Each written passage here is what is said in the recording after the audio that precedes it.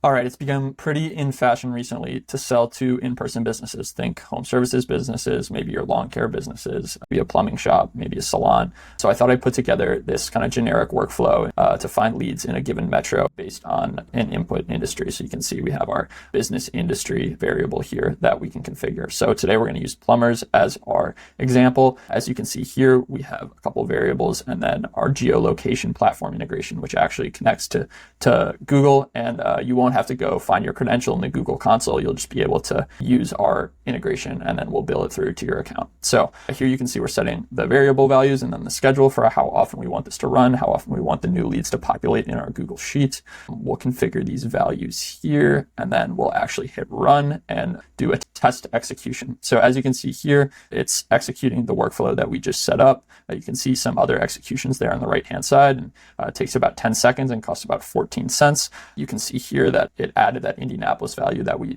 put into the variable value in the template. And then here we have our leads, including the phone number, the star rating to see kind of the reputation, website, et cetera, et cetera. And you can obviously use this template that's now on the website and public to everyone. If you wanted to go into your CRM instead of a Google Sheet, then you're more than willing to make that change. And I'll leave the link down below, and I'd love for you to give it a shot if it's relevant to your business.